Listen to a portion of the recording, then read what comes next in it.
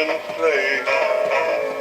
O'er the fields we go, laughing all the way.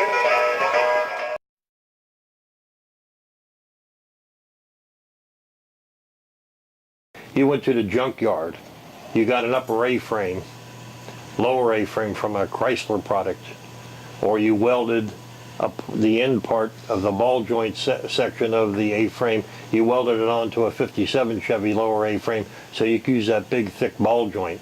The same way with the upper. You constructed your own. Your spindle was basically the same. There was no trick cast or cambers, toe in, toe outs on the spindle. You had a steering box, you didn't have a steering rack.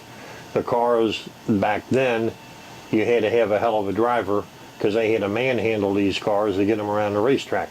The cars today, if it's set up halfway decent by the manufacturer, they ought to, and what they cost, they ought to drive them themselves around the racetrack. I mean, it's all high tech. They're store-bought. Everybody's got the same, and I'll use this example. Years ago, Steve Landrum had a rocket. Bobby Hensley, not Robbie, but Bobby had a rocket. And they were cleaning house over at Florence Speedway. Everybody caught up to them when Steve won 6 track championships. Yes, he could drive a car, he still can. But the technology, they're all equal. You got to know what to do to the car and to get it around a racetrack. So moving forward, the cars this day are way better than they were back then because he had to fabricate everything. Now, could you say take a Floyd Gilbert from years ago and put him up against a Jason Jameson or Darrell Lanigan now? Put them in the same equipment. With the same equipment, yes. Yes.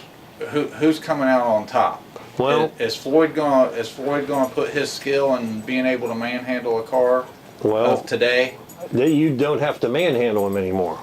They got power steering. Back then they didn't have power steering. If they did have power steering, it was through a steering box and so on down the line. I would say it'd be close.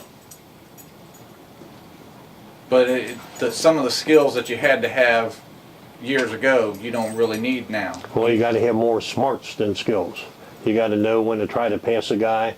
You know, these cars are lightweight. They weigh 2,300 pounds. The cars back then that they drove weighed 4,500 pounds. You had a manhandle car. They had big block Chevys opposed to small blocks, so a lot of things have changed.